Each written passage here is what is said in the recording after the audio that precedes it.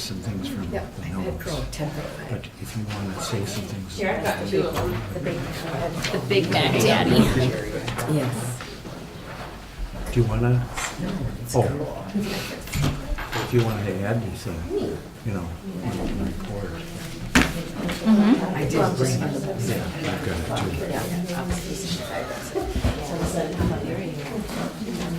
Yeah. Yeah. Yeah. I got all mine. Yeah. Because it's just Office 365. You can Yeah. log in from anywhere. Yeah. It's awesome. Okay. Good morning. I will call the Cook County Human Services Board to order this morning, August 15th. Approval of the consent agenda. Had a chance to look at that? So moved. I'll second that. Okay, all in favor? Aye. Aye. Our first presentation is by Allison McIntyre on Financial Assistant Program Update. Good morning, everyone. Good morning.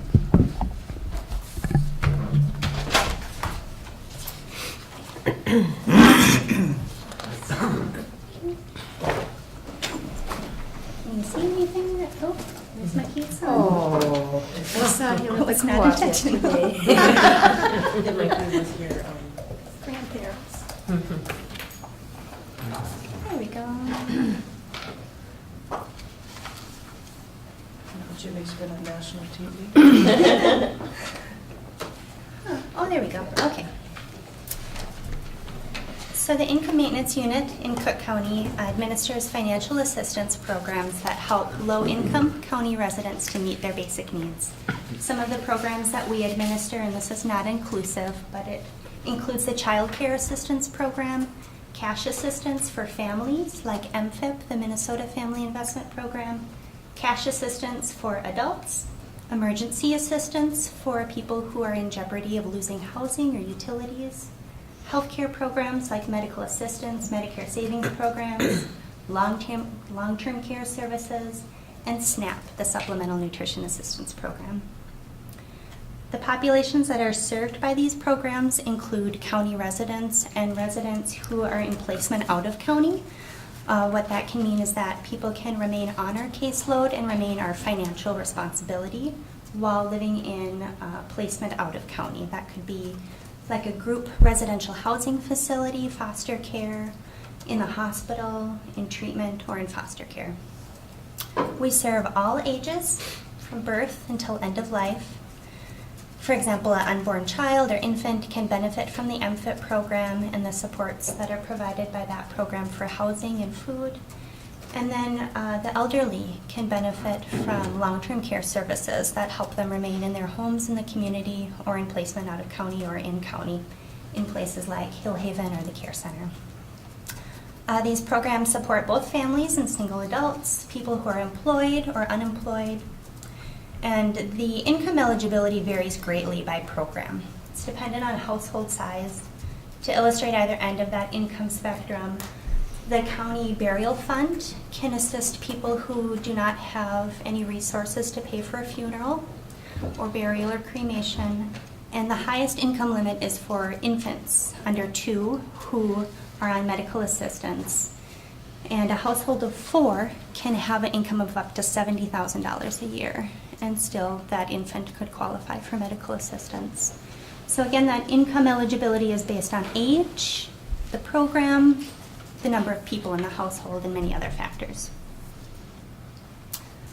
Our caseloads continue to grow and remain steadily above pre-recession levels. The healthcare programs, family cash programs, and child care assistance show the greatest growth. This graph shows our child care assistance caseload. That teal line is 2017 year to date. So you can see that we're serving twice as many people in the child care assistance program at present. This includes families who receive child care assistance through one of the family cash programs like MFIP or DWP. We also have a county fund allocation we receive each year to serve people who don't qualify for those programs, and that's a sliding fee-based scale. This is for families who are working, and families often have to contribute to that cost of care as well for the child care. This is paid directly to the provider. Again, this isn't a benefit issued to the client. This graph shows the growth in the family cash caseload, MFIP and DWP. The red line is 2017 year to date. And last year, you can see in October, we had an all-time high participation in those programs, 38 families. And that was in October of last year, the MFIP and DWP programs. Allison, is this because we have more families in the community, or is this because we have more families that are in need? I think a lot of different factors. There were some legislative changes that went into effect that increased the asset limit and changed how income is evaluated. I think because we've added staff, we have greater capacity to serve more people in some ways. But it may be demographics too, and more families in the county. Okay, thank you. These benefits are issued to an EBT card or vendor paid to a landlord or utility company. This is our food support caseload. That green line is 2008, so that's included as a baseline to show that we're still above that year, but slightly down from the last 4. Our medical assistance caseload remains on par with the last few years and twice that of 2013, 2014. So a snapshot of July, current program participation as of the end of July. There are 232 people receiving SNAP. So these graphs that I shared are caseloads, these are cases, they're households.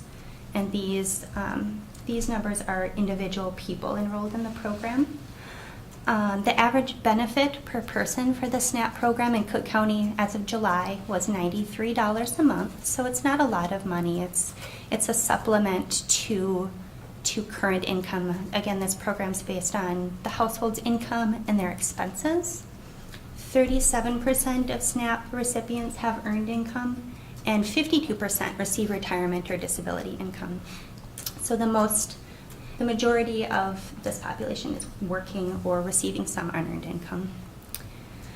There are 25 families receiving cash and food assistance through MFIP or DWP.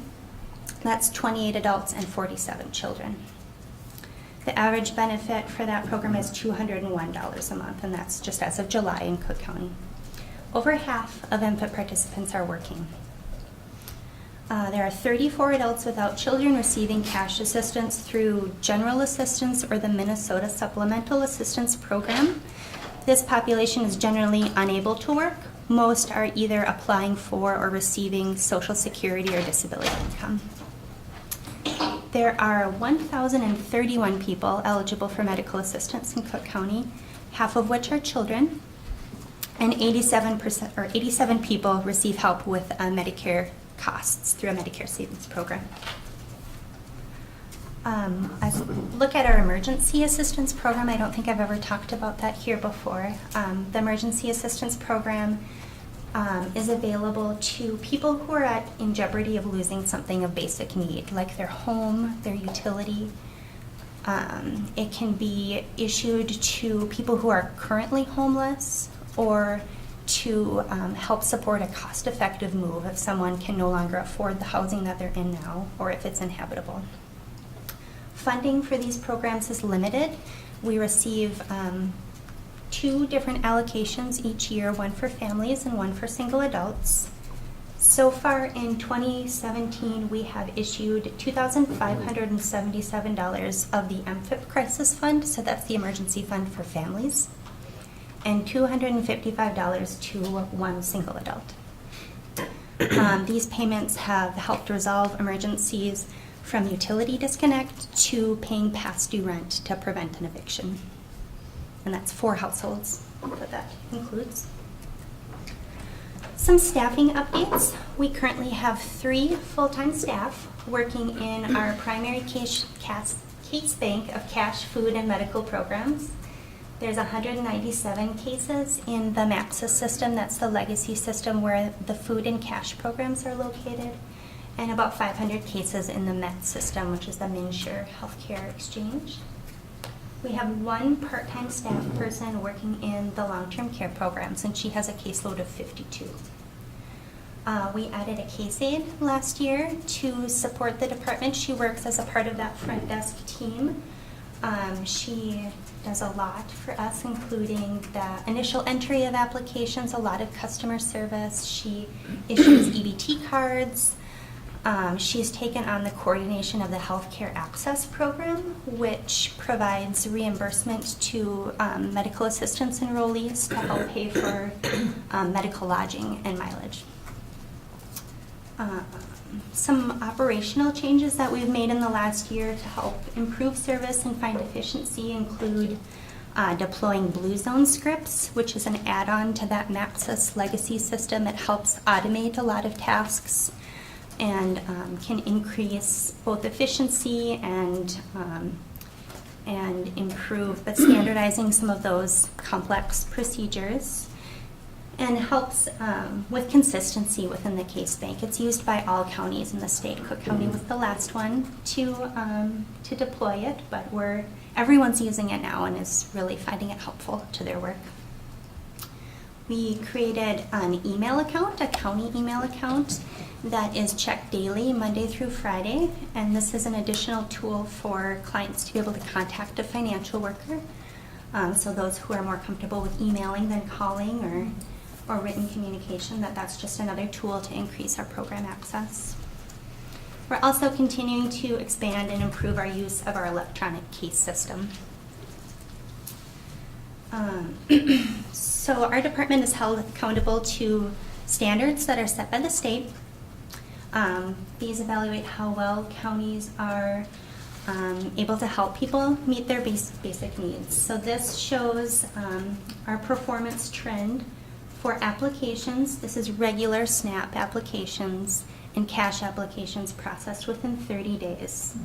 Last April, we were informed that we are under a performance improvement plan because we did not meet that threshold of 75% processed within 30 days.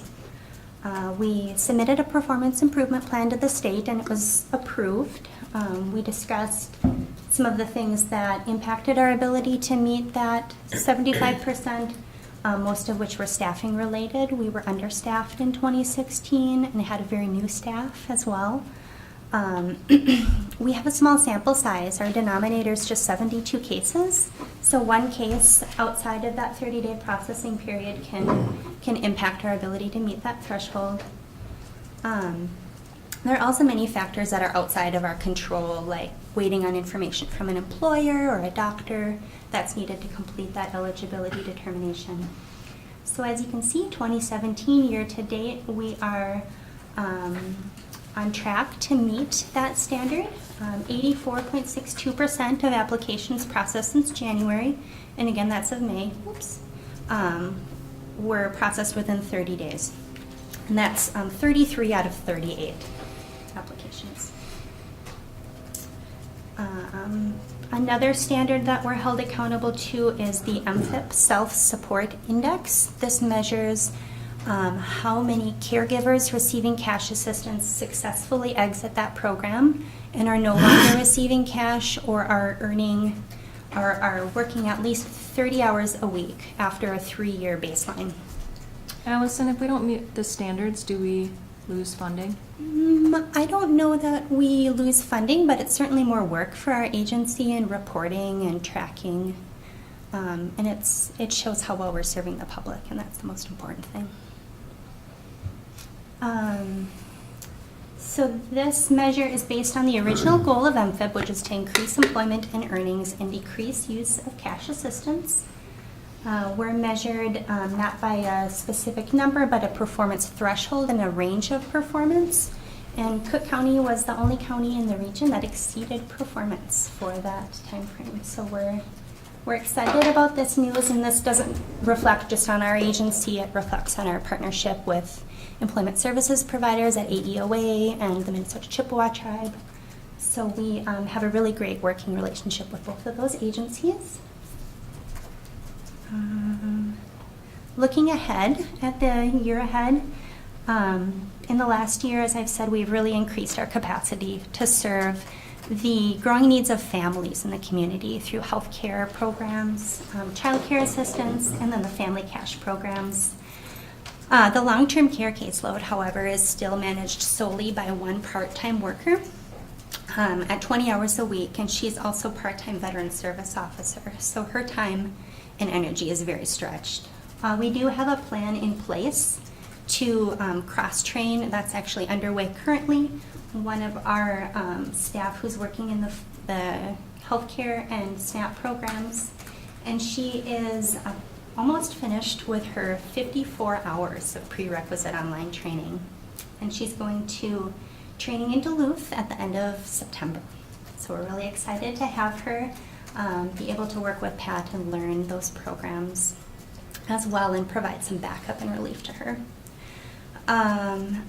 Goals include continuing to cross-train and develop the staff that we have. We have a really great group of staff right now who are very team and very service-oriented. We were fortunate to receive a performance bonus for the SNAP program, which is allowing us to send the team to a conference in October. So we're really excited about that. That's the first time in, I think, maybe 3 or 4 years that we've been able to send someone to that conference. So that is very exciting.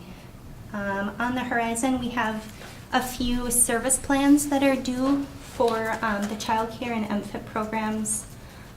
These are ways for our agency to report back to the state on some of our department-specific procedures. Both of these plans require a public comment period, so that will be posted on our website and our Facebook page for people to offer any feedback. We also have a SNAP review coming up in 2018. We had a review in 2016 as well. This is every 2 years, and it's the state's measurement of how well counties and tribes are administering those programs. They look at customer service, as well as program and payment accuracy. So those are just a few of the things that we have to look forward to next year. And there's my email address as well as our intake email address. You can feel free to share that publicly for anyone who wants to contact the agency. That's IM for income maintenance at co.cook.mn.us. Okay, wow, thank you so much for that updating and giving us not only there but on paper some statistics that are quite revealing about our county, but what a great job all of you are doing to address all these various areas. So we'll open it up for questions, comments. Oh, so you should raise our hand. Just blurt it out. Okay. Thank you, Madam Chair. I just want to say that I'm grateful for the email. A lot of people don't like using the phone, so I just think that seems like a really accessible way for people who aren't who aren't vocal or who are shy or whatever reason. And particularly in a situation where you're asking for help, I think it's a particularly important time for people to have access to other modes of how do I get help? How do I ask for help? Email seems really appropriate. And it sounds like there's been a big change, 2017 to 2016. It seems in terms of need, our needs are increasing, and in terms of the support our staff gives are increasing, and it sounds like the staff adds it's working. So in other words, at least this is my own interpretation of all the statistics I just saw in a nutshell. But that you're now able to meet the needs that the state requires in responding to people who are making applications seems like a plus. That's no performance review. No, what's the no performance improvement plan on the horizon. At least that's what it looks like at this point. It could still happen, I would imagine, by the end of the year. But is it a calendar year that the state looks at for assessing those? The application timeliness is a calendar year, yes. Okay, great. So my question is, this is the bad question I was going to ask. How does it feel from your perspective as a difference from last year? Night and day. Okay, so I'm assuming that's good night and good day. Nights and days are both good. Eclipse. Yeah, well, I'm just glad to hear that. That is heartening. Thank you. Commissioner Duker? Just to go off Jan's sentiments, we added a lot of staff, and we don't really know what that means. We know the pressures in your office, and to be able to see in a graph that it is making a difference and it is important. And so I'm glad that we added staff before the crisis. A lot of times you guys come to us and say, enough is enough. And we were able to implement it. So thank you, Jeff. Josh, if you're watching us, thank you. Thank you to all of the staff. When you ask for extra staff, your entire crew up there is very good at presenting to us why. Instead of just coming down and saying, we can't do it anymore, we don't want to do it anymore, we hate this job, you come to us and say, these are the statistics, these are the people that need our services, and this is what you, adding staff, will do for everyone in this community. So it's important. Thank you all, finance included, and Sarah, what you do for us, and your resource person that does customer service. It is so important to the people in this community that we have all of you on board and able to answer people. So thank you. And whoever's answering that email, thank you. Because I know you guys had a lineup of phone calls, and you just had to go through the list and get them all done. And so to add that email in on top of it really shows that we're getting enough staff up there to cover it. So thank you all. Okay. Any other questions or comments? Sure. Well, we have our supervisory staff here. I'd like to thank you.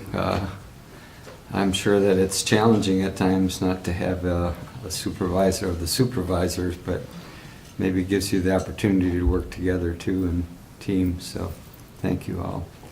And thanks for your presentation, Allison. If there's anything that could be done to help you do your work in your department, what would that be?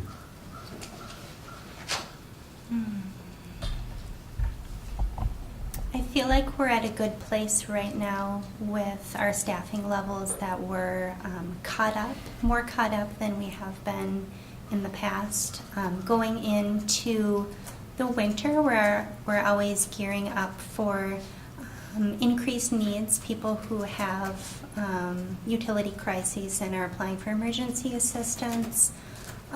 We have a large volume of renewals that are due for healthcare in the winter because that coincides with open enrollment. So just preparing for that, and then preparing for the transition of our long-term care caseload as well, and looking at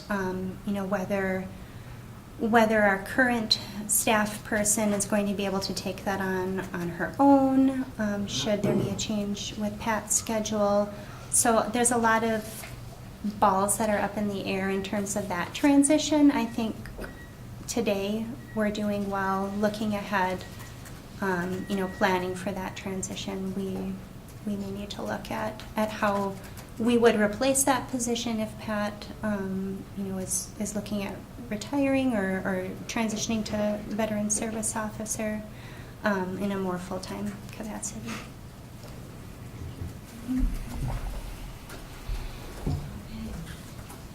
other questions or comments? Well, thank you so much. Really appreciate it.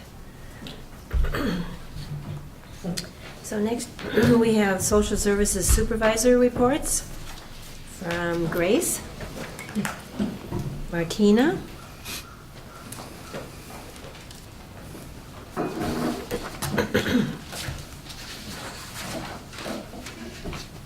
Good morning. Morning. Thanks for taking the time to hear about our update. I'm going to start off with the Children's and Family Services report, and then Martina is going to do the adult services. And I'm going to start off with staffing. We're in pretty familiar territory right now. We're in transition. And so I'm really excited about the place we're going to, but right now we have 2 people who are out on leave. We have a new staff person, Reed Schmidt, who you all met last month, who's doing a great job of going through his training process, but also working with clients. We have Cooper Turnus in child protection. He's been with our agency about 2 years, so he's still relatively new to our agency. And Lynn Wright is transitioning to adult services, which is great for our agency and for Martina's team. And we are very pleased that Jade Woltman, who has a lot of experience working with children, will be joining our team in early September.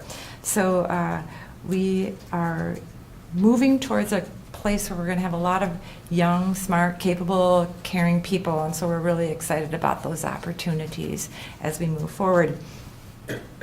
So as we stabilize the team, I still have some goals that I'm working on, and the current goals and the short-term goals are staff training and time together, just to be clear about what our shared goals are and our processes are.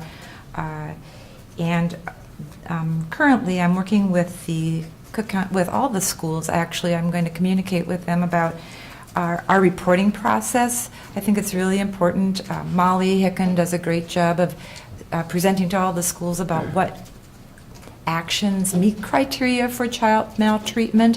However, we want to go in and talk to people about what happens after that report comes in, what our process is like, how we respond. Because I think it's very hard to make a report and then hear silence. You wonder what happened because you continue to see that child day to day. So we want to communicate more about our process. So that's a very important goal. And another thing that we want to do with the schools is implement a program called Safe and Strong.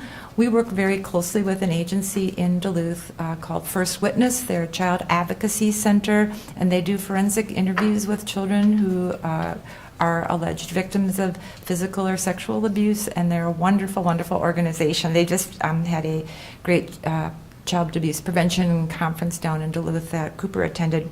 But Safe and Strong is a process that has already been implemented in the Lake County School District, where we talk about, presenters talk about safety and safe body touches and boundaries and who to talk to, and it's a great program, and there's a little book that goes with it, and it's for young children, so it's starting earlier. The earlier children learn how to keep themselves safe, the more likely they'll report.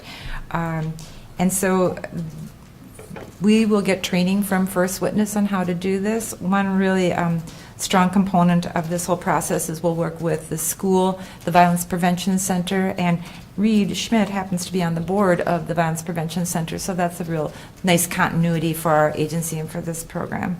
So we're very excited about implementing Safe and Strong. Intermediate goals include some best practices related to our whole child reporting process all the way through all our court actions.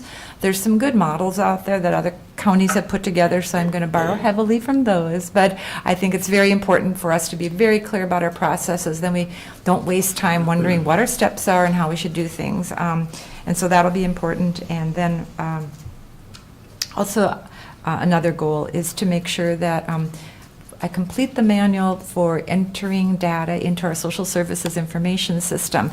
Again, another, because we have a lot of new staff, it's important for people to know how to enter time. Time reporting equals money.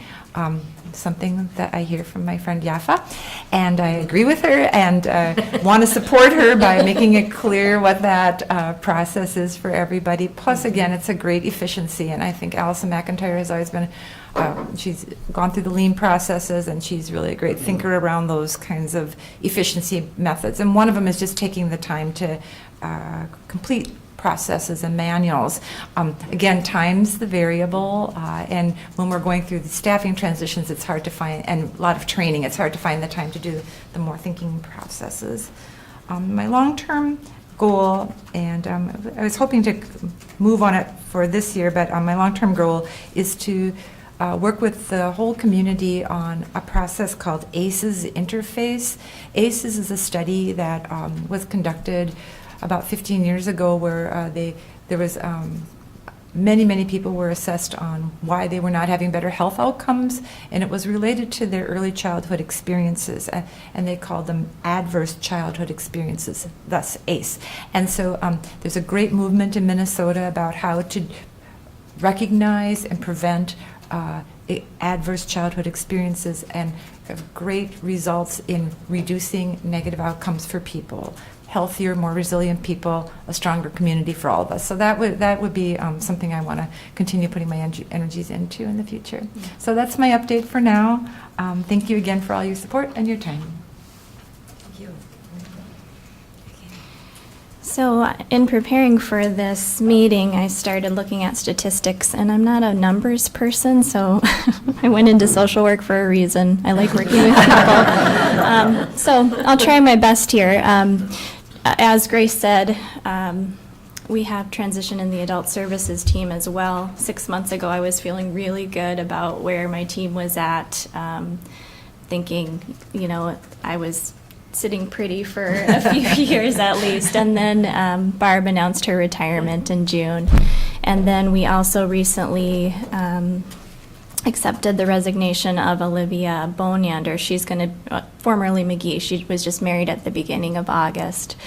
She lives in Silver Bay, and she was offered a job at the Veterans Home in Silver Bay, so she'll be able to walk to work, which is great for her, so we're excited for her.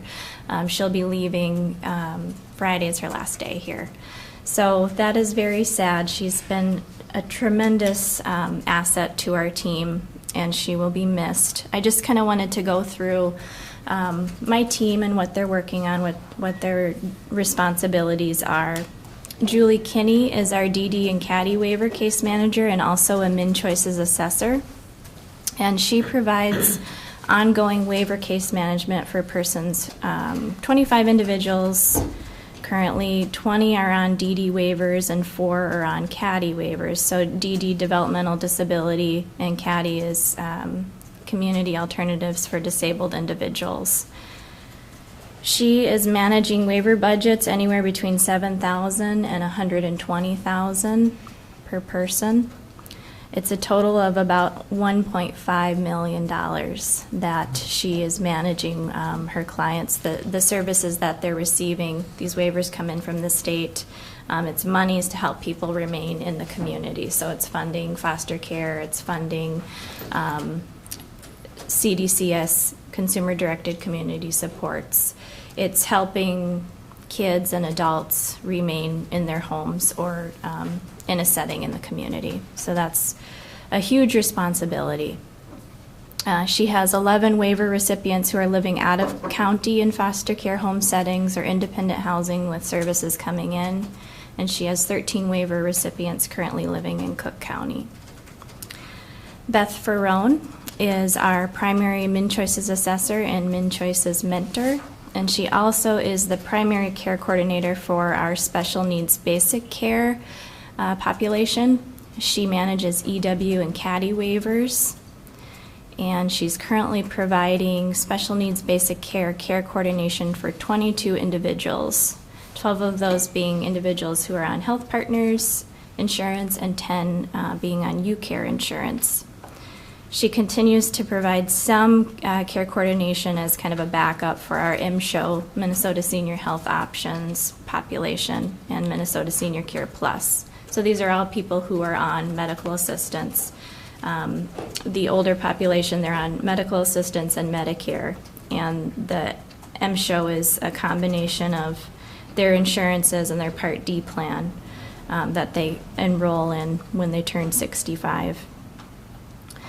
She, being the primary MinChoices assessor, she completed 15 MinChoices assessments this year, which the MinChoices assessment is a very timely process. It formerly replaced our long-term care consultation process where we took a piece of paper out and we were able to ask questions and write answers. Now we use our laptops, and our visits can take anywhere from 2 to 4 hours in the field. A lot of times needing to go back and ask additional questions and gather more information. It takes hours to complete the assessment. And from there, we create a plan for each individual that we meet with. So she's completed 15 assessments this year thus far. One thing I wanted to point out with her special needs basic care coordination, with Health Partners and UCare, we get a per member per month reimbursement. I believe these numbers are correct, and if I'm wrong, let me know, Yafa. But for Health Partners, we get a $160 a month per member reimbursement, and for UCare, we get $250 a month per member. So it's just automatic reimbursement that we get in regardless if we have someone that's assigned to us from one of these health plans. Lynn Wright is our new Barb. He describes himself as a pebble, but he's a rock. He's going to be a great addition to our team. He's just slowly easing in as he's easing out of his children's mental health case management. So he's going to be an MSHO MSC Plus care coordinator. He's going to manage elderly waiver, alternative care, brain injury waiver, and CADI waiver clients. He's also going to provide adult protective services. And finally, Olivia Bonander. She, when I looked at her caseload, it was quite shocking just how much she's managing. She makes it all look so easy. She has great energy and a really positive attitude. She's working with 91 individuals currently. She started as MSHO MSC Plus care coordinator and the in-home support coordinator. And she's taken on more of our community. She did the managed care for the care center primarily. She's taken on more of our community-based individuals as we've needed her to, as other people have been overloaded. She's taken more on. So she's providing care coordination for 32 individuals. And with her in-home support program, she has 58 in-home support clients and 16 providers. So essentially, that's a job in itself. This in-home support program, we've been managing it at the county for many, many years, and it's grown and grown and grown. And it makes sense with the population aging. It's really a great program that provides services to keep people in their homes, support them in living in their homes, homemaking, transportation, meal prep, organization. It's an essential service. We're one of the only providers of this service in Cook County, and unfortunately, it's not a mandated service, so it's not something that the state says you have to provide this, but it's essential. We're helping many people, and I think many would attest to that. So it's important that we continue to provide, we have a license to provide the management of the program, and it's important that we keep the program in the community. But it's getting more and more difficult for us as an agency to manage it with our other duties that we have. So one thing I started working on this year was communicating with care partners to see if it might be within their mission and future to take on this program and sort of fold it into their Care Partners program. And I've been working with Kay Grinland, who is communicating with her board and really trying to do some good work to see if this is feasible for them. So I see this as a possibility in the future, but it's not a for sure thing yet that they would eventually take on in-home support. So right now, we're doing our best to continue to manage the program, but at 91 clients, it's difficult. It's really, I don't know now, looking to fill this position, how I'm going to be able to do that with one person. So We've been blessed to have Olivia. She's had great energy. When I turned the program over to her last March, March of 2016, I think I had around 30 clients, and she's nearly doubled that in a year's time. So she's done really great work. So we'll be very sad to see her go. And in looking towards the future, I see that we are going to need more help in that area, managing that program. Just in thinking about successes, I think the fact that Julie, Beth, and Lynn and I keep coming to work each day, and all of us keep coming to work, I think it's a great success. I think we really care about the people that we work with. We care about each other.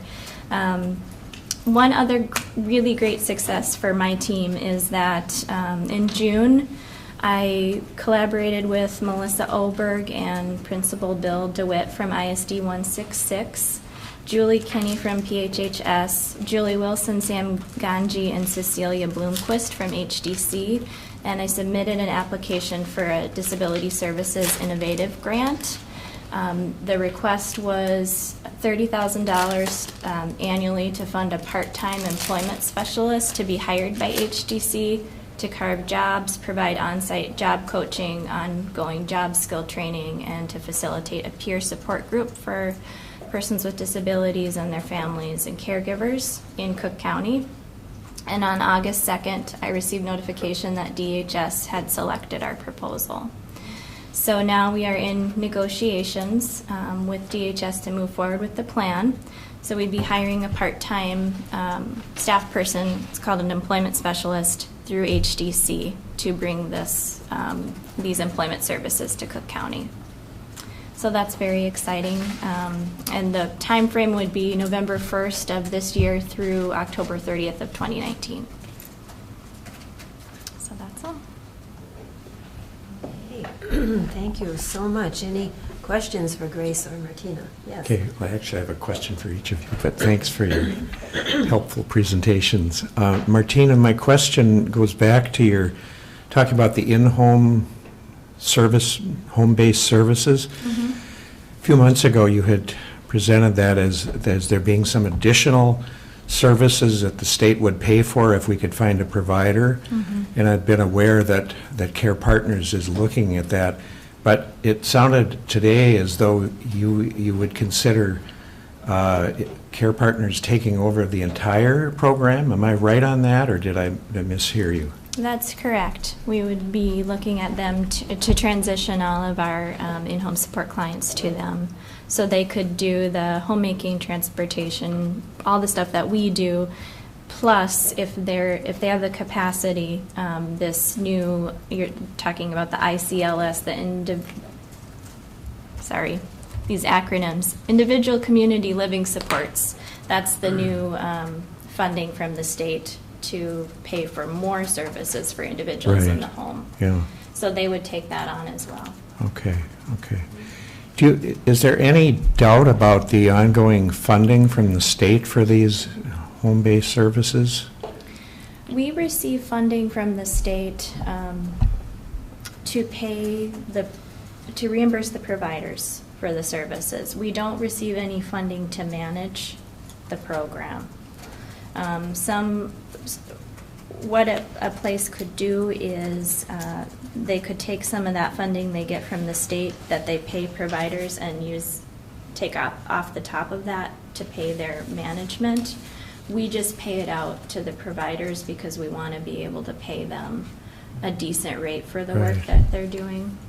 I don't see it going away. I think the state recognizes that it's so much more cost effective to provide services in the community than it is in a nursing facility.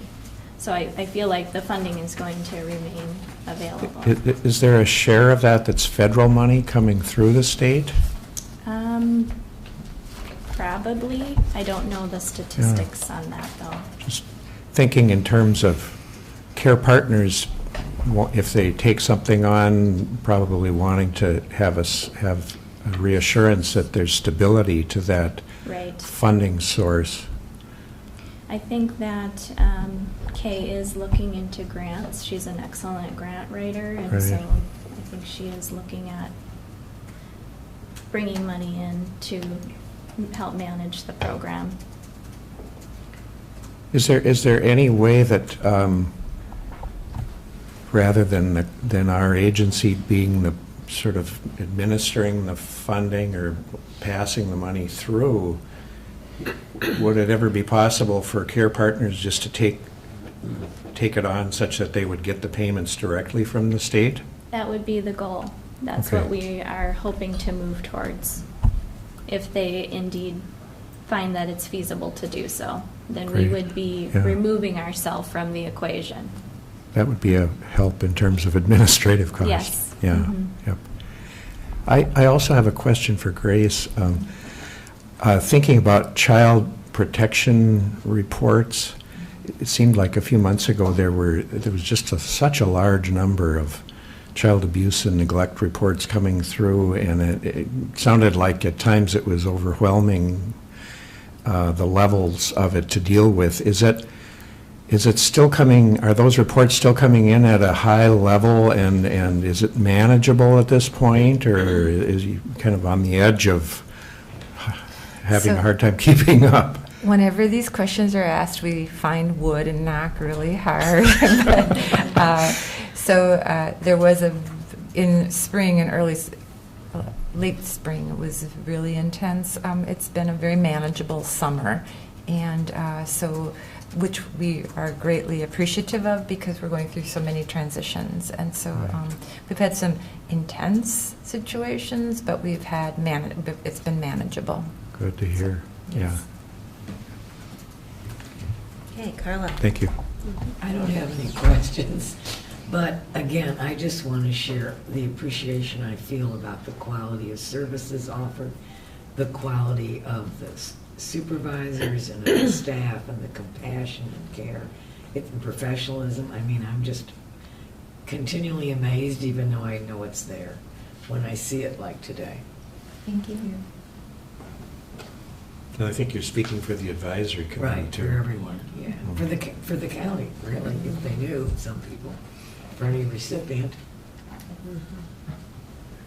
So I just want to say ditto to what Carla said. Very appreciative of the work that you do, and that manageable is a good thing, that you're not doing hard enough. Manageable is good. But I did, Grace wanted to especially thank you for your goal about getting to the manuals. In times of transition, those manuals Right. become extremely important. And they're the last thing on anybody's list. They take a lot of focused, concentrated time, and that's really hard to find. So I really appreciate you putting that on the list, and I know it will be an important asset to transitions going smoothly. And I think we're probably all living with more transitions as we look into the future. So transitions are the new normal. And I appreciate your efforts there, and also the Safe and Strong program sounds amazing. And then, Martina, I just wanted to ask you about, so Olivia leaving, it's very sad news, but I'm also grateful that she was here and for the work that she did, and that she strengthened that program to an enormous extent. I also want to congratulate her for getting married, and I understand, walking to work, a block Yeah. is a hard act for us to duplicate, driving an hour and 15 minutes, or walking a block. Right. So that would be a pretty easy choice to make, obviously. So with the program that you were just talking about with Care Partners, so will we look to replace Olivia, or are we really looking for Care Partners to take over that whole program, in which case we wouldn't need that role? Yeah, I think later on in the presentation we'll be talking more about that. The hope definitely is to replace her, but Okay. also to request more. So Sounds I like think we there's almost enormous need. we need to split that program out and have just someone focusing primarily on that. Great, thank you. Mhm. Thank you. Thank you all for good questions and comments. I'll just offer a comment. I was at the National Conference for Counties, and it seems like there are some states who have decided that they want to take over the whole public health and human services. So North Dakota is one of them. Now, they don't have probably the population that we have.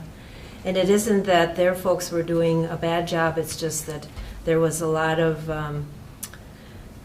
money that was in and out, and they felt if they had a little bit more control over it. West Virginia is also doing the same thing. I'm not advocating that here, because then what happens? You become state employees.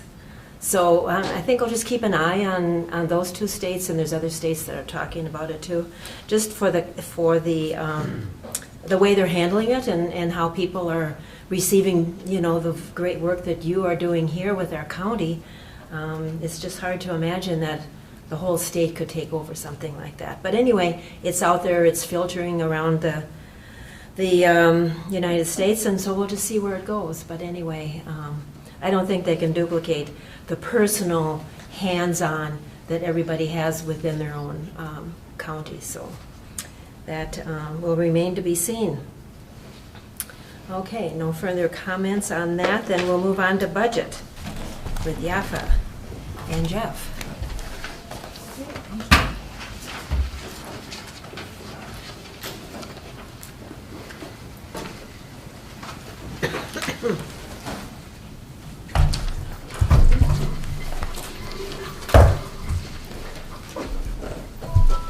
Thank you, Madam Chair. Commissioners, really, again, I'm here in the same role that I was last week, and that is to thank the Health and Human Services staff. The supervisors have, the first meeting we had 3 weeks ago was to identify what do we have that started that we need to make sure we continue to do, and how are we going to continue to provide the services that we already have a responsibility for.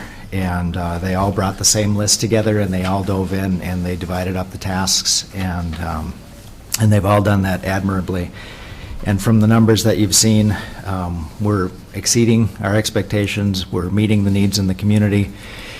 If I were to make a general observation, the fact that the board has authorized additional staff because of the demands on the staff, and that now that we're seeing additional caseloads with that simply means that there was unmet needs in this community that we were really unaware of. And so the additional staff that we've put on is providing services that were needed in this community that we weren't aware that was the case.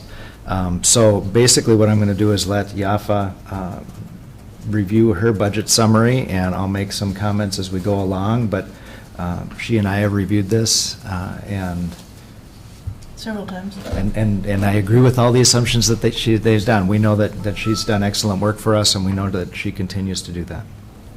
Thank you. I'd also like to say anecdotally, working in the same hallway as Allison McIntyre's income maintenance group, that I remember tubs of mail and people's phones being full and their voicemail being full, and they couldn't take any more voicemail and had pages and pages of phone messages, and now they have enough staff so that we can get back to people in a timely basis and not have tubs and tubs of mail and stacks of phone messages that are going unanswered in a timely basis. So, and just the morale of them not drowning in untenable workload is fabulous, and I'm sure our clients are seeing the result of that. So thank you for listening to her requests for help. Why, thanks of our community. For the new commissioners, when we lost Sue Footerer, there was 4 in our region, and there was a public health director that went to another county that wasn't supportive of staffing, and that director quit and went back to their county. I mean, that's how important staffing is you have a director come in and say, I'm just not going to do it if you're not going to support it. So I'm grateful to our previous board members that supported it and our current board members. And so you're right, Yafa, it makes a big difference. Yeah. I had as part of the packet a few different pieces for the budget. one of them I jokingly call the detail that Heidi will look at every single line. And then the summary for people who aren't used to looking at whole pages of numbers, 40 hours a week. There's a reason why I'm not a social worker. Yeah. So I'm mainly going to be working off of the summary budget attachment, and that summary had a cover page with a color graph at the bottom of all the different sources of funding, and that was followed by a one-page summary and then a little bit more descriptive things with words for people that enjoy pages of words more than pages of numbers, and then a couple graphs with that. There is also organizational charts because some of the assumptions we're making for next year changes to the organizational chart. And wherever you'd like to. Thank you. I'd make a general comment. So we've, if I review the historical FTEs at the county, and in 2002, we had a county staff of 95 full-time equivalents, and we had 12 people in the social services department. In 2010, we had 97 FTEs, and we had 16 in the social services department. In 2016, we had 21 in the social services department. Last year, we added staff mid-year. And this year's budget, including the staff that we've added to this point and the 1.5 new positions that we're representing, they're not new positions.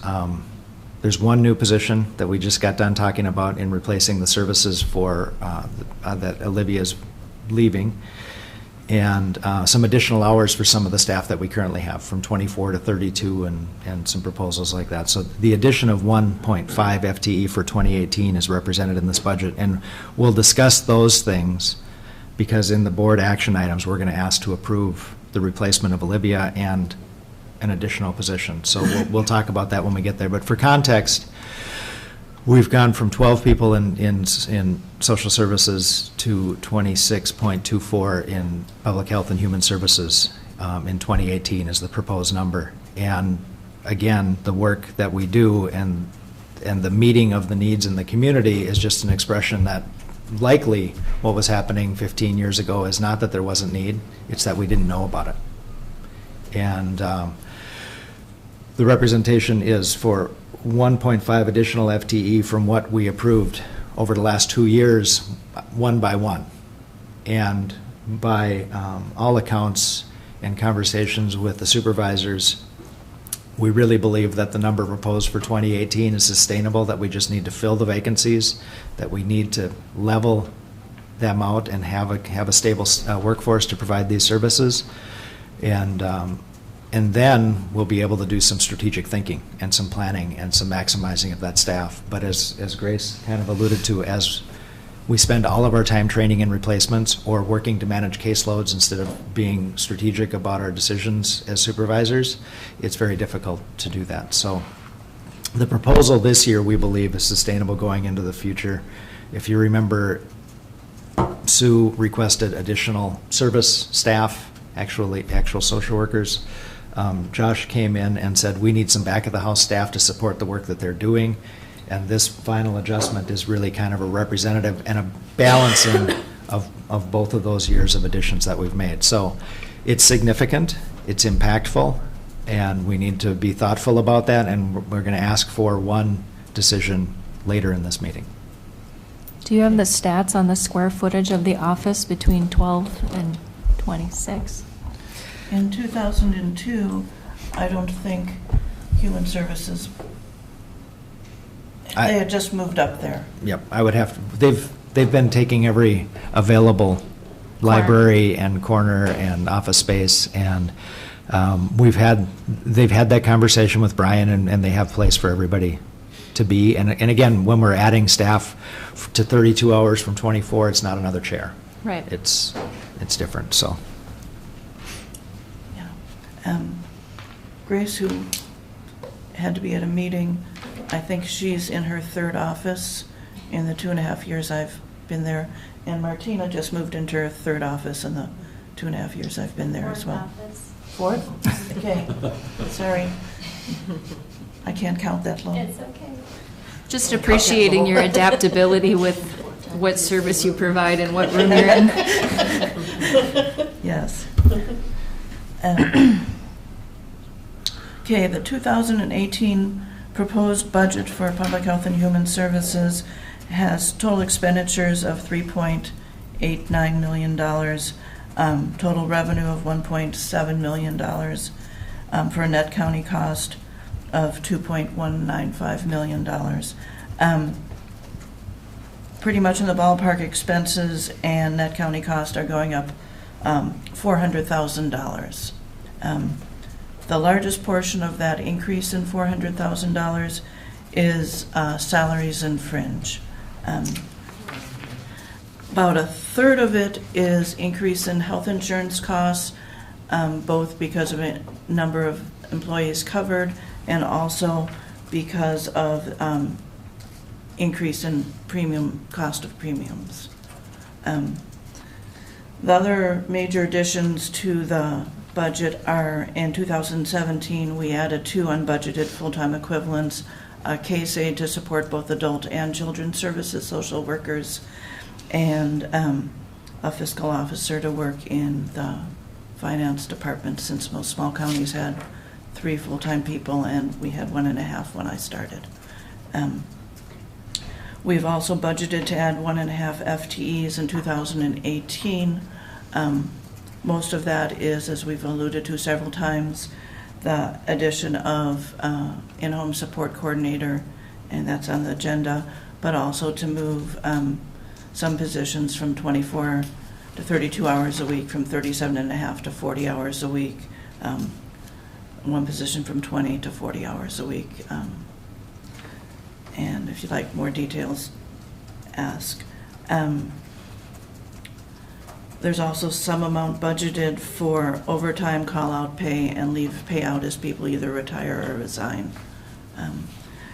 It's nice to say, well, if we're fully staffed, there won't be any overtime pay, but if you've worked 35 hours and all of a sudden there's a crisis, you don't say, well, if the crisis takes more than 5 hours, it'll have to wait till Monday. You work until you've handled whatever the situation is, whether that means working evenings, weekends. When you get a phone call from law enforcement saying, we've got this call, the social worker has to figure out what they need to do to help that client. Do we have any update from the state about having someone designated as on-call? Yeah. They haven't gone any further on that? Grace would best be able to answer that. I don't know if Martina. I'll get a hold of her.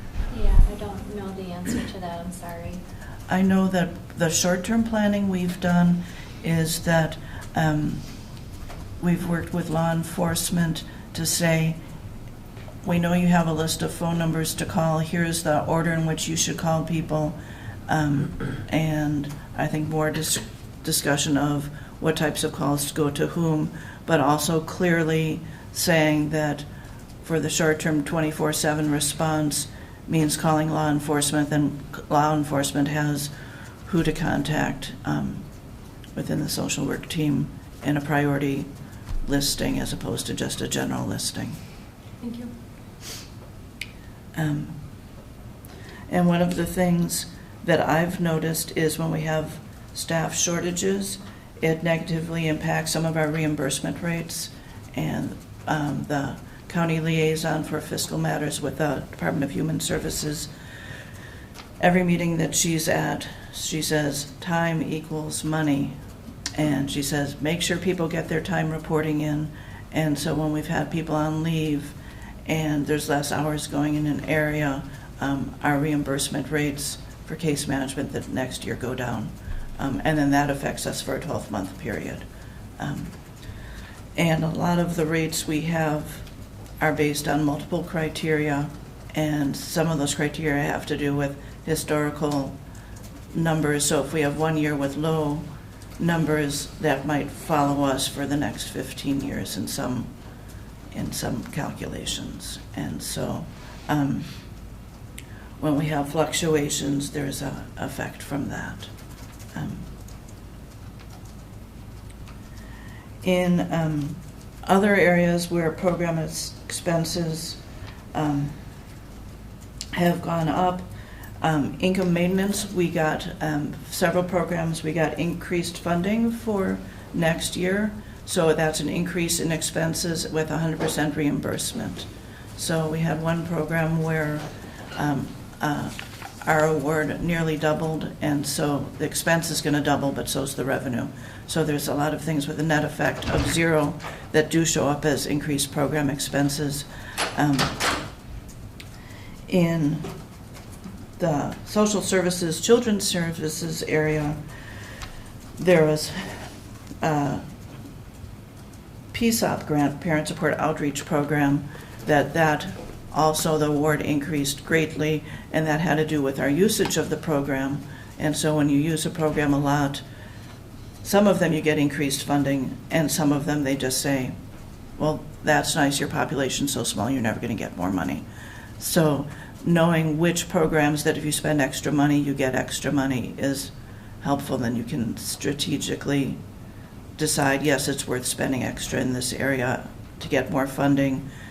Though I rarely hear someone say, do we have enough money to do this for our clients? It's like, we need to do this for our clients. Where's the best place to take money, use money? One of the kudos for Grace, who's no longer here to hear it, is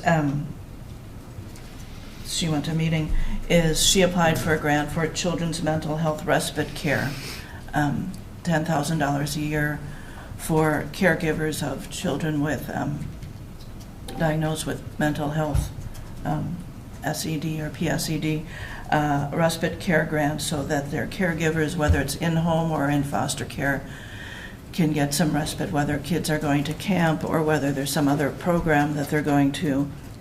We got that award, and I think Lynn Wright, before he's transitioning fully to Martinez Group, has had 6 clients utilize that grant so far, and it's had excellent feedback from both clients and their caregivers about that program. So that's been great. So that's an increase in both expense and 100% reimbursement for those expenses. So when there's $60,000 of increase in expenses beyond salaries and fringe, I'm primarily listing things where we're getting 100% reimbursement for them in program areas.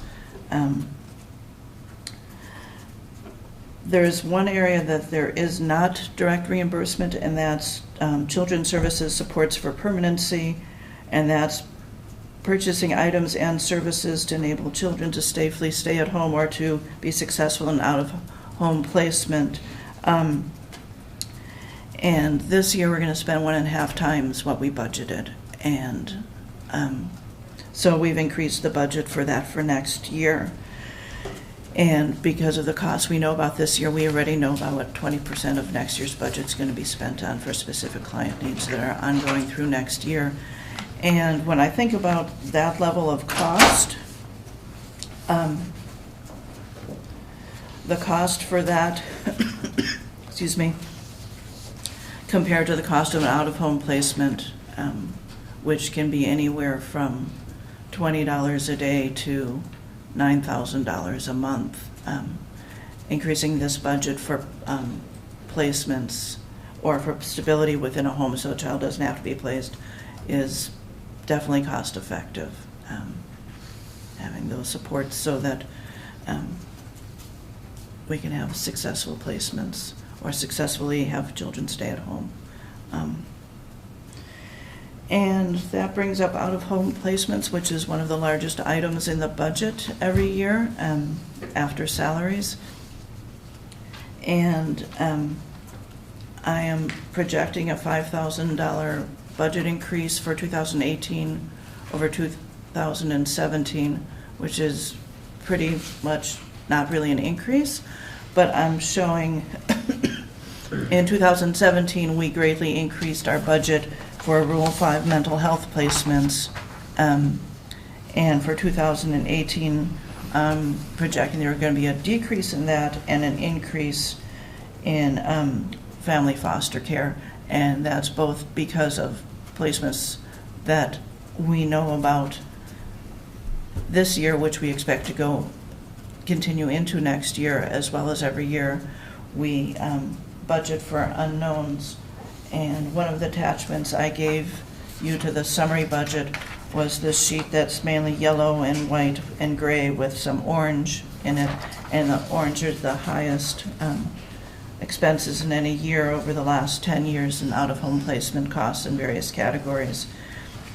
But to the right is unduplicated child count and new placements, and my numbers are as of 2 weeks ago, working with Grace on the out-of-home placement budget, and then Lynn and I reviewed it, and then Grace and I reviewed it again, the out-of-home placement assumptions we're making for next year based on existing caseload and things on the horizon, and then unknowns that we're expecting, because every year there's new clients.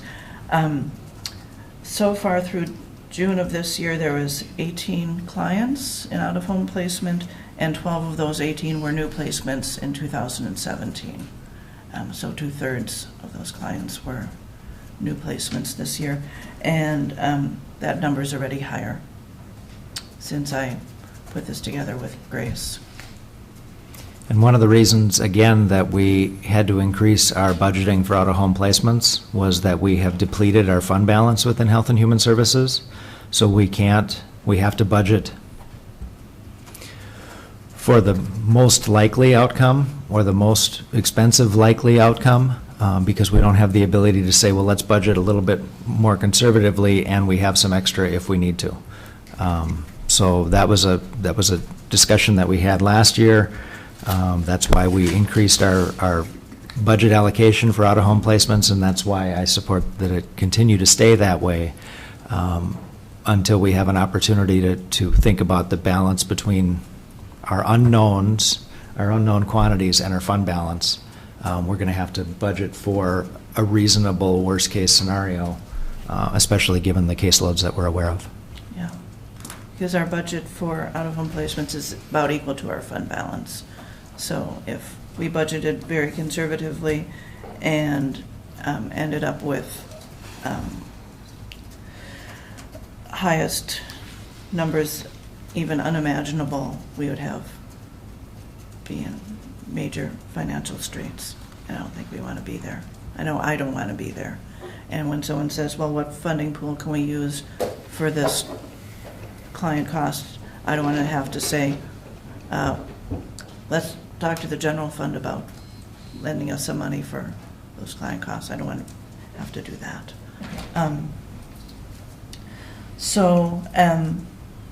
Even though the out-of-home placement budget's projected to be the same as in 2017, we did go through all the different categories and talk about existing clients and length of placements and who is on the horizon, possible placements, and just what categories we should have unknown and length of time of unknown placements for next year based on types of placements we're experiencing both this year and in recent history, last few years. So we did make a bunch of changes for that, and also changes for rate increases in different types of placements. The downside, though, of that is a few years ago I was talking to you about the state having created a new program called North Star Care for Children. And with North Star Care for children definitely above the age of 5, and definitely not for toddlers and younger and infants. They increased the reimbursement rates for both foster care placements as well as long-term adoption or kinship assistance. And in doing that, they said, we are going to work to make sure that any increases in the reimbursement rates end up coming out of the state and not out of the county, so the county's net effective cost won't change from what we were paying, from what your share was when the rates were lower. And this way we hope to encourage more foster parents and more adoptions and more kinship placements, both short-term and long-term kinship placements. They've been working very slowly on calculating what those reimbursements should be of how much the state's paying, how much the federal government's paying, and how much the counties are paying. And the end of July, early August, they finished calculations for the first 3 quarters of 2016, so about a year behind, and we are going to have to repay half of the reimbursements they've given us because they were calculating it incorrectly. So I remember my first year here, Jan Parrish, my predecessor, and I were on the phone with 2 people from Human Services talking about having a small county where a change of a couple cases or types of cases can skew our numbers from one year to the next by hundreds of thousands of dollars, and making sure that the historical number they used for us was fair and accurate. And so we made adjustments to how they were going to calculate the county's share for the North Star Care reimbursements. And when she and I were done on that phone call, we sat there and did a bunch of calculations and assumed we were going to get $54,000 a year in reimbursements. And after the adjustment they made for 2016, it looks like for last year we're going to get $12,000 in reimbursement instead of $54,000.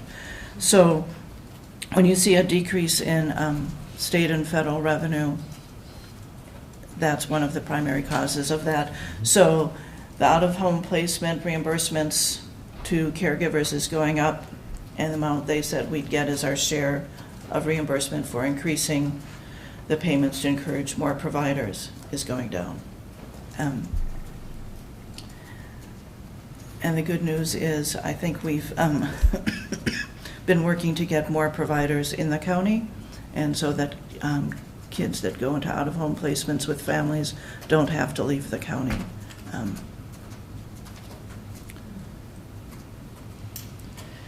And the other area of program expenses that are increasing is, as Martina was discussing, the adult services client usage in the in-home support program has doubled in the last 16 months. Other areas that you talked about with the different types of waivered services for the different categories of adults, one program area has gone from 6 to 21 clients. Another one went from 1 client to 5 clients from last year to this year. And so we're serving more people, and we get most of those costs reimbursed from state and federal funding and some from insurance reimbursements. But still, the expenses to provide those services are showing up as an expense within an offset of revenue. And one of the, I want to double check my assumption here, but when we're talking about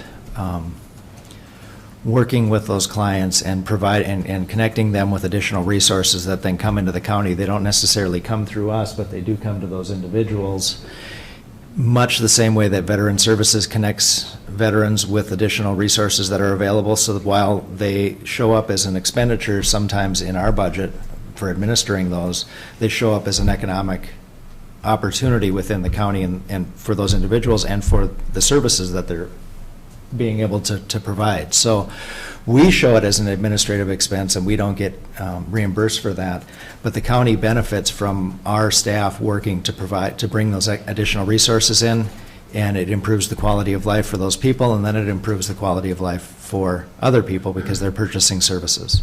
So just that's a number that doesn't show up here, but we have to look at the bigger impact that those numbers allow us to have when we have allocate resources, meaning staff, to provide those services.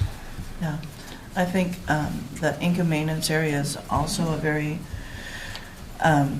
major source of that type of income money flowing into the county that doesn't show up in the county's books, because the majority of the programs that Allison was talking about, the money to clients does not flow through our agency, whether it's food support or medical assistance. And there's a few specific types of medical assistance programs where the money does flow in much smaller portions than health insurance costs through here. So we are helping support the overall economy by providing program resources for people. The other interesting thing that is happening this coming year, in public health, we have a lot of small grants and some larger grants, and a lot of the federal grants in the last year or two, they've changed the reporting requirements, so instead of me having to just get a few numbers and submit a report, I'm spending significant amount of time making doing record keeping and making entries and posting things and printing extra reports and submitting things to get $3,000 a year of revenue. And Joni, meanwhile, is also compiling information on clients served and types of programs, et cetera, and so forth. So Josh and Joni worked within our Community Health Board, which is a regional public health board, to get more state funding that has very few reporting requirements, basically swapping with another county, and they are doing this reporting, and so them taking our $3,000 and $5,000 grants with major reporting is no big deal for them, and we're getting that money in turn in state funding for a state grant that has very little reporting and very little requirements on how you spend it. And so it's sort of a win-win in that area. So if you're looking in the fine detail of public health programs and you see a few line items where next year we're getting 0 grant funding, it's because we've swapped with local public health grant.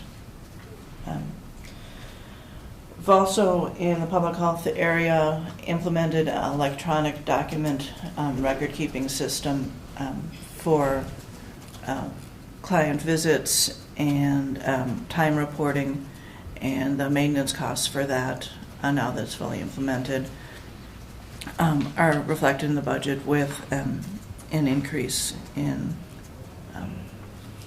how much the maintenance is going to cost versus what's been budgeted in 2017. And then with increasing staff, we have increasing both the travel and training costs for next year, because there's required ongoing training for staff with various DHS programs, and as well as initial training for staff. And a lot of the training they now offer online or ongoing training through webinars, but there's still a variety of training, whether they're required DHS courses in Duluth, somewhere else in the Northeast region, or having to go to St. Paul for training from DHS. Some things they just say, you need a week of classroom training on this, or you need 3 days of classroom training on that. Are there any questions so far?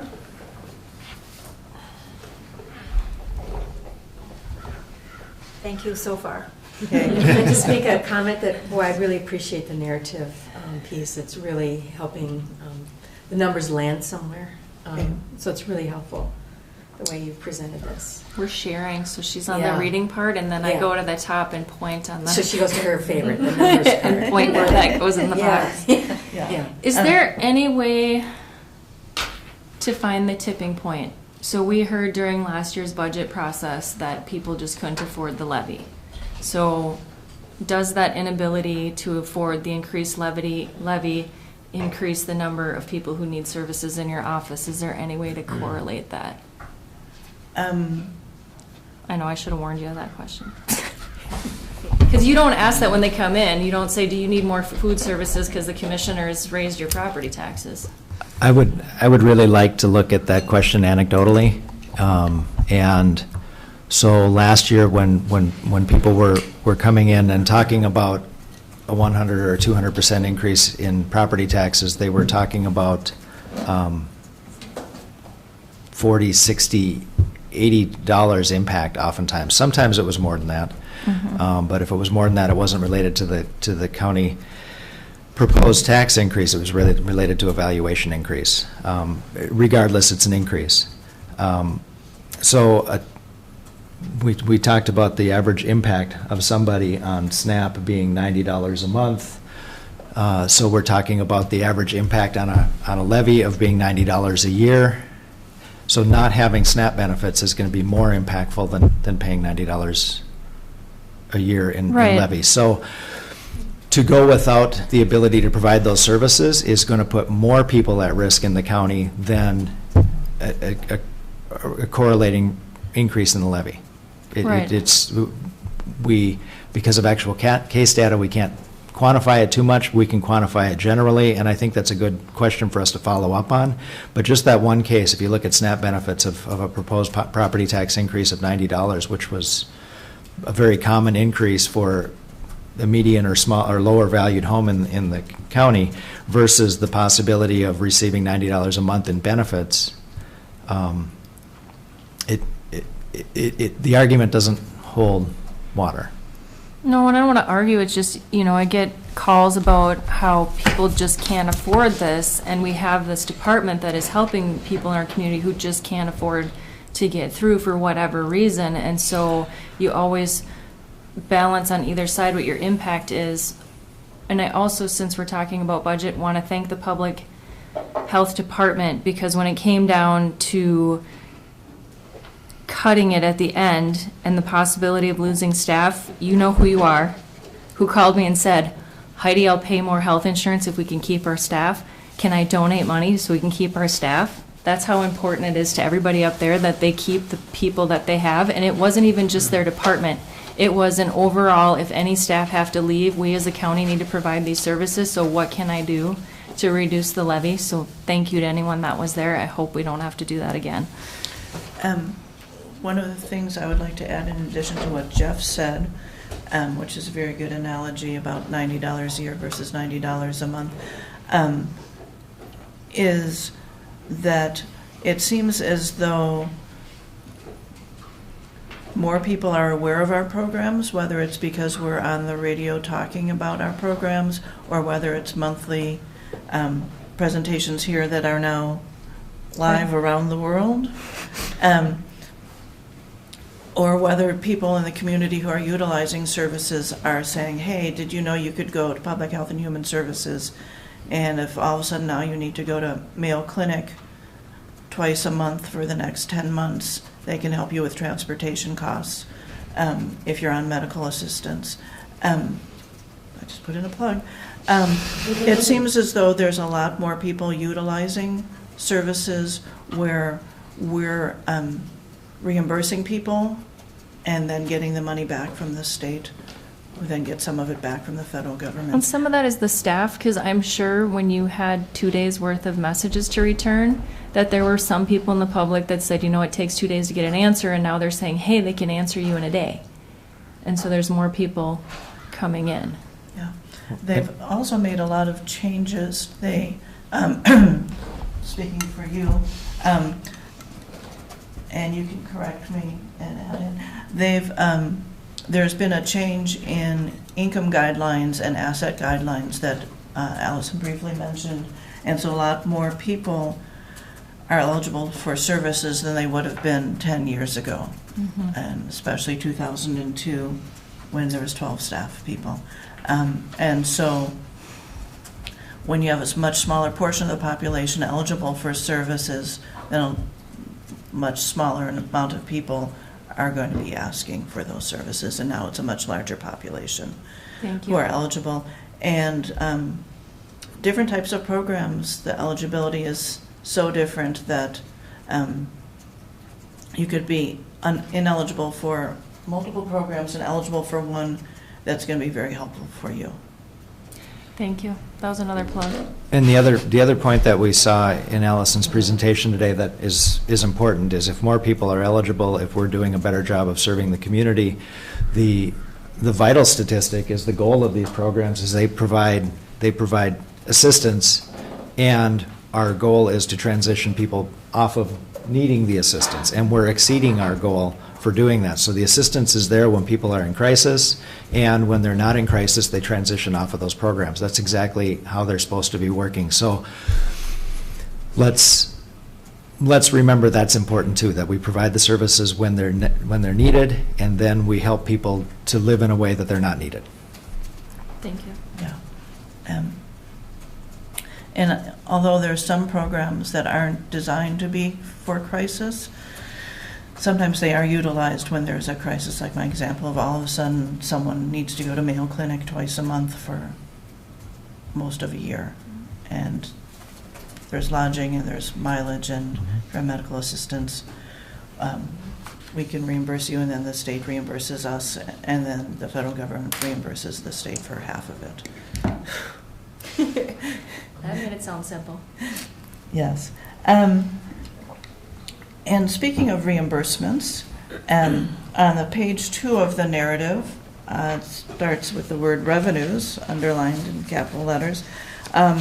State and federal revenues are either based on state-determined award amounts, and I alluded earlier, we used one program heavily, and so we got more funding this year for that program.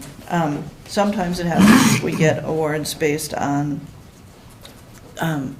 minimum dollar amount per county, and since we're a small county, sometimes all we get is the minimum. Sometimes we get percentage of staff costs, sometimes we get percentage of clients, sometimes we get percentage of client increase, sometimes we get a percentage of program use increase in determining awards. Sometimes it's a combination of multiple factors. There was just one award I saw where we got 4 factors determining our award, and one of them had 5% based on our population, was the amount of award, and so I'm sure we got very little based on our population. So the income maintenance programs, there's approximately 50% reimbursement from the state and federal government for the staffing of those programs. And some of the staffing of that program includes administrative costs for people like me, approving bills for payments, filing quarterly reports, Sarah and crew up front answering the phones and directing phone calls. So we get approximately 50% reimbursement in that area. So as we increase staff, we also increase reimbursement. And a lot of those programs are, as I've said before, 100% reimbursed.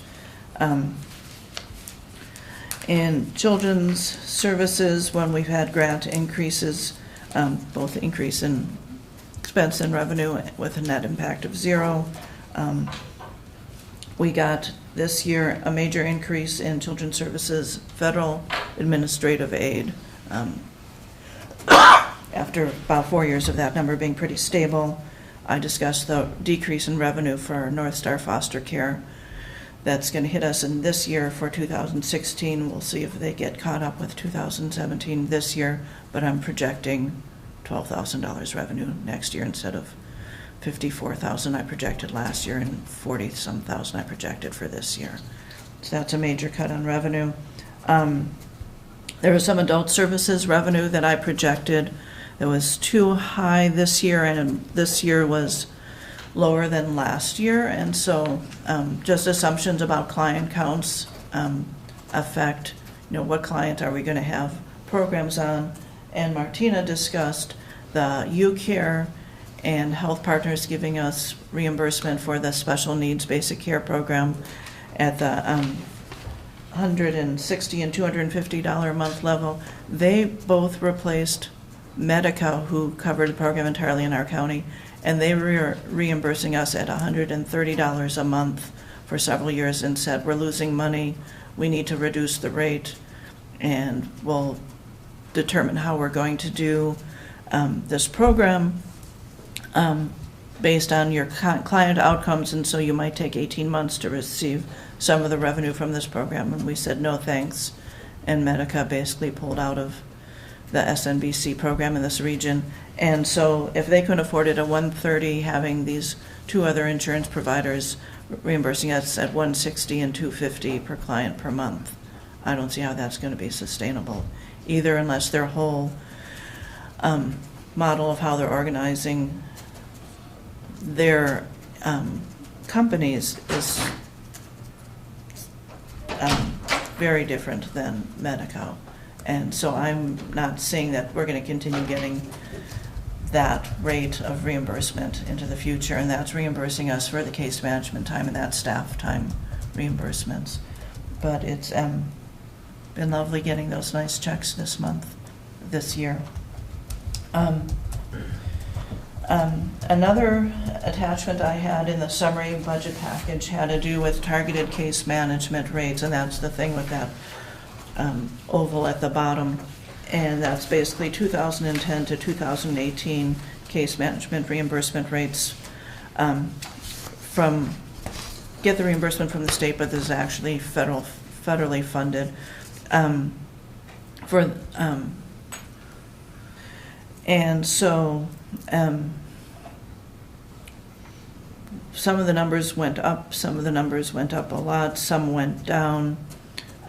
The children's mental health targeted case management is at the lowest level it's ever been. And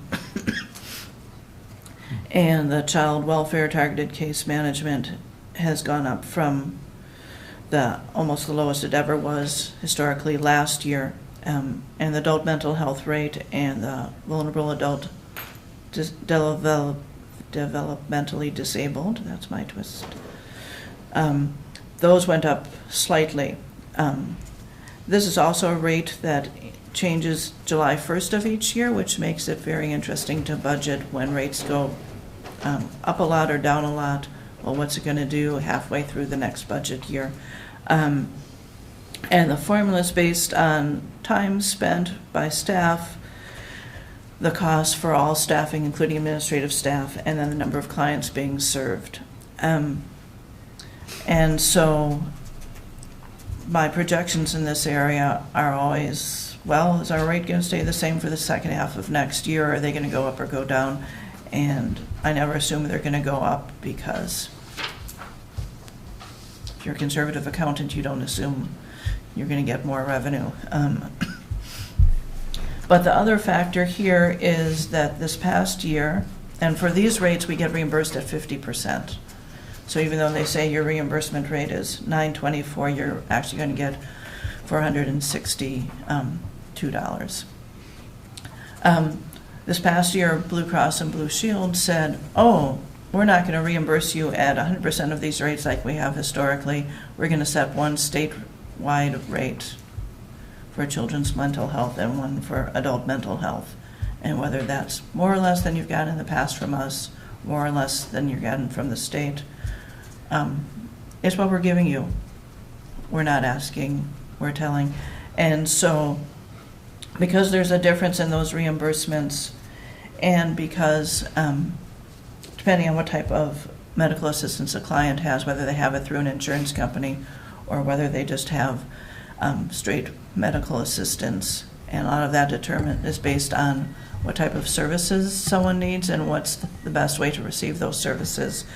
I then have gone from having 4 clients in one category and 10 in the other at 2 different reimbursement rates, to then those numbers flopping and having 7 in each. And so I'm doing the best I can to calculate that and look at my crystal ball to see where the clients will be and what the reimbursement rates will be. That will be determined 10 months from now. So the rates for case management have gone, the reimbursement rates have gone up and down, and so my budgets in each of those areas, those 4 areas on this chart for next year, are up and down from what they were this year. So that's showing different changes in federal reimbursement versus fee for services and miscellaneous, because depending on where the source of the funding is, whether it's Blue Cross or whether it's federal funds, affects that as well.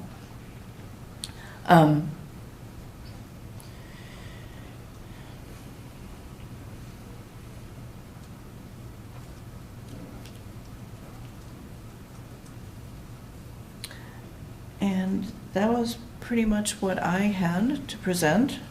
I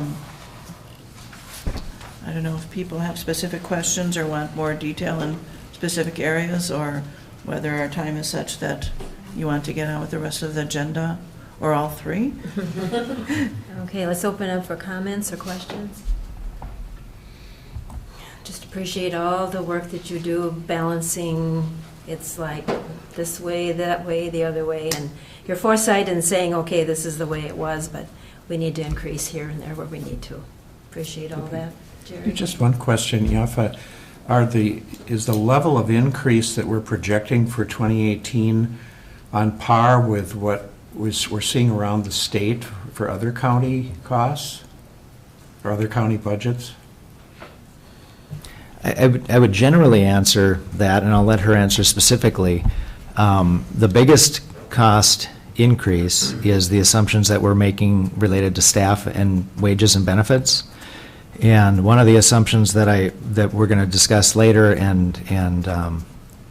but we might as well discuss it now when we're talking about that. We're talking about A, the addition of staff, and B, the assumptions that we're making related to wages and benefits. And our assumption on wages is a 2.5% increase, which is probably low for public sector for 2018. I've seen numbers anywhere from 2.5 to 3.0 as being anticipated numbers.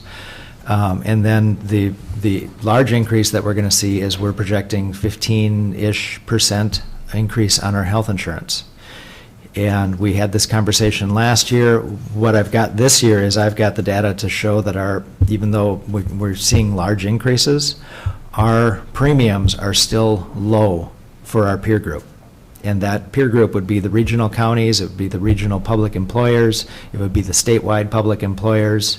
Our health insurance is expensive, but it's below the average for those groups. And even though we had a big increase last year and we're projected to see an increase this year, know that we are working with our employee groups to mitigate and to balance wages and benefits. And also know that within just looking at numbers, it looks like a big number for our county, and it is. But it's a big number within a broader context, and we need to include that context in our conversation. So if we're looking at a change in costs associated because of changes in reimbursement rates or in service levels or anything like that, we're really looking at $80,000 on a $4 million budget, which is less than a 5% increase. And to that, I would suggest that the answer is that's in line with the impact other people are having, is going to see a 4 to 5% increase in expected expenses related to service provision. Would that be true? Yeah. One of the things, at the end of June, I go to a conference for fiscal supervisors, and we have 2.5 days of training sessions, but the first afternoon starts out with someone from the state going through all our reimbursement rates for the coming year, which takes about an hour and a half to discuss. And the charts I get list every county in the state and what our reimbursement rates or what our awards amounts are for various grants. And I usually look at that to see where things are. And they also talk about whether those numbers have gone up or down statewide. And a lot of those expenses are things, they're awards, and so they're additional expense to provide that additional services in that area, but it's 100% reimbursed. And so good portion of the increase in expenses that are not salary and fringe related are 100% reimbursed. And I've been asking questions the last few weeks of other fiscal supervisors in the region, because we all communicate with each other, as well as having a statewide listserv. And for most everyone, we were talking together at the conference as well about our rates and whether our rates were going up or down on different awards. Madam Chair, I maybe wasn't listening carefully, but going back to your statement about reimbursements, that would not be inclusive of FTE increases, or are you alluding to that the FTE increases that we would add would be reimbursed? Or partially? Partially. Quarterly, I do about 20 reports, and I do 3 reports every month, so quarterly I'm doing 23 reports. And 3 of those reports specifically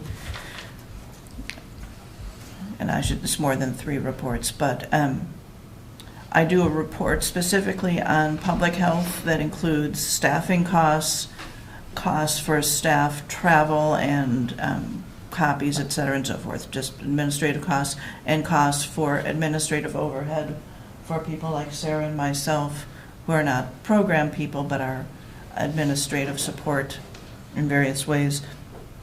And so public health, income maintenance, and social services all have reports that we get reimbursement based on those reports, and those reports include costs of all the staff. And so the administrative staff costs are split between those 3 program areas, and between all 3 of the reports I do, those costs get reported to the state. And so every single dollar of staffing costs are used in some method in different categories for reimbursements that we receive quarterly, as well as monthly payments. Do we have a ballpark about what that'd be if we increased by 2 or 1.5? What's the kickback? Income maintenance is about 50% reimbursement, 50%. and that includes the fact that we're contracting with Carleton County for child support, for administering the child support program, and we get reimbursement for that as well, and that's all about 50%. Social services, it's somewhere in the low 30s, but this year with a major increase in one of the block grants for children's services, it's going to be higher than that for calendar 18. Whether that brings us to the mid or upper 30% reimbursement, I haven't put pen to paper with that. Well, that's sufficient. And then for public health, there's been a large discussion as to what level of reimbursement that's supposed to be, because people were saying it was much lower than they were expecting, and I said ours looks pretty decent. And all those reimbursements, they changed the methodology for doing that during 2014, 2015, it fully kicked in during calendar 2015. Public health,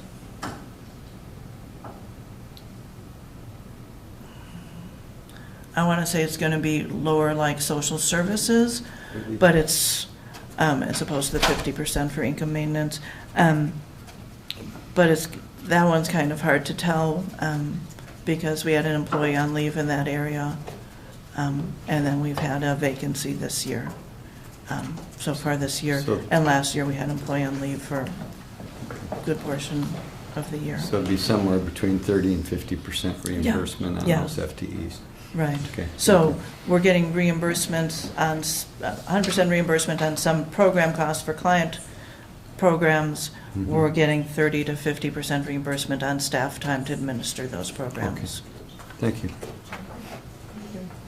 Any other comments or questions? Thank you so much, Yaffa. Appreciate all the work and effort that you put into presenting all that to us, and I'm sure we'll be seeing you again. Okay, so we're going to move on to actions for the board. Yeah, thank you, Madam Chair. Items for board action, we've got 1A and B are the same action, to accept with regrets Olivia's resignation and approval to post for her position. And then item C is the approval to post an in-home support coordinator. So what we're showing is the need to have more adult social services time and the need to do the work that manage the caseload, the 91 cases that she had, and manage that.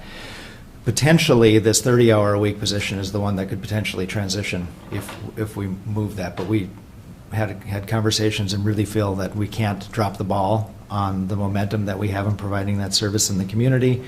And the question was, do we ask to do this now? And I said, absolutely, we ask to do this now because we need to show that as a need in the community. And then I would just represent that unfortunately, based on the vacancies that we've had, we can, if we make the decision to add that position for 2018 into the budget, we can afford to do that now because of unspent payroll that we anticipate in 2017. So we've talked about those things. If there are any specific questions, I think it would be potentially appropriate to motion A and B at the same time, or to break them up as you wish. Okay. Motion to approve A and B. Have a second? Second? Oh, All in excuse me, favor? Debbie. Aye. Aye. Motion to approve C. I'll second it. All in favor? Aye. Motion passed on both. Thank you very much. Thank you. And I'd like to thank the staff also for putting together the organizational chart for us, and then just the corresponding mandated services in the program. That's a lot to go through. Hopefully we can get through that sometime, but it really, for me, puts everything into perspective as to who does what, and it's huge. So thank you for putting all that together. We'll move, anything else? Nope. Madam We'll move- Chair? Yes. I would just like to thank the county board. I'm a little shocked with C. I expected some discussion. For new commissioners, I remember the day when we had 4 public health staff in this room for 45 minutes to get one hire. So, thank you for supporting our services. It Shows just- how it means a important lot. It's Yeah. we just heard the stories this morning, so we know how important it is, and we see those stories out in the community. It's a really important work. Okay, we'll move on to committee reports. Arrowhead Economic Opportunity. Okay, we haven't met recently. In the last one, I was involved in another conference, so I've missed one, and we're not having one this month, so. Okay. Arrowhead Health Alliance. Meet this month, Okay. for sure. Arrowhead Regional Corrections. We did meet, I think I reported at the last meeting, and we're going to have a picnic at Juvenile Detention Center, Arrowhead Juvenile Center. And I'm really looking forward to that because I haven't had a chance to tour the facility, and that's usually part of what we do when we're new to that. So I don't know if Mr. DeShaw is going to be there or not, but I plan on being there. And we have our meeting on Friday. Okay. Community Health Board. Yes, met yesterday. I wasn't able to attend, but the big news, which I haven't been able to delve into, is that the Bridge to Health survey has just been completed, so I haven't even opened it yet. I'll report on that more later. Okay. Public Health and Human Services Advisory Committee. We met on August 1st in an additional meeting from outside of our usual schedule of every other month meetings. And the purpose of that meeting was to try to get our arms around these new bylaw requirements that ask our committee to be a lot more specific and intentional about how we're assessing the needs in the county and how we are working with the agency to meet those needs. And so I thought we had an excellent meeting. We had almost the whole committee there. One of the first things we did was we appointed a subcommittee to look at the community grants that are now coming in and make some recommendations about those. The other potential subcommittee could be to fulfill the statutory requirements regarding adult and children's mental health, and we actually deferred that for now because we need to work closely with Grace on how to set that up. But what it means is we've agreed we're going to continue to meet every other month, 2-hour meetings with the option for longer meetings if we have more work to do, but then some subcommittees or even ad hoc committees could be appointed to work in between to accomplish other things, because there's just way more on our plate than we can accomplish in our regular meeting schedule. But we looked at the functions of the committee, and in terms of our having an ear to the ground in terms of the community out there, the communities within the community, so to speak, and our advisory committee really is made up of people who represent some of these communities of people with varying needs and concerns, and so we want to be sure to provide time for our members to tell the story that they're hearing, or to advocate for the needs that they're picking up from the community. Things like childcare needs, housing, community health assessment were 3 examples of that, and there will be many others. And then the other thing, I guess to put our function, just to boil it down, we're advocates of the community, but we're also supporters of the staff of PHHS. And so we want to be in tune with what the staff is needing and recommending, and we're not there to put extra work on the staff, but we're there to advise and give perspective from other points of view and support what the staff sees as their priorities. So I thought we had some really good discussion and a lot of good motivation from the committee to work together. That committee is always a clearinghouse of people from various services and places, and they get a chance to talk to each other and interact and share ideas.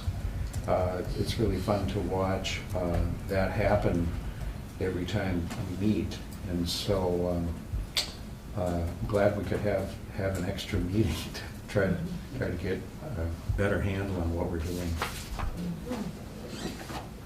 Okay, Carla, did you have anything to add? No. Okay. Well, it goes to show that collaboration is the way we get things done. We listen to each other about our needs.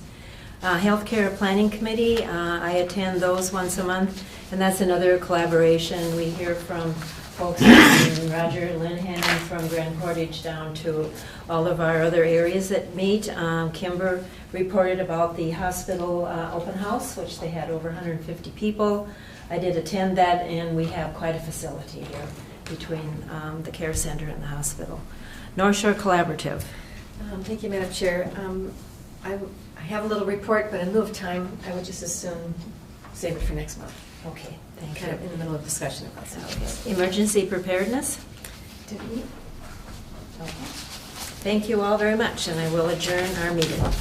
And we will begin the county board meeting after a 8-minute break at 10:35. Is that enough for everyone? Yep.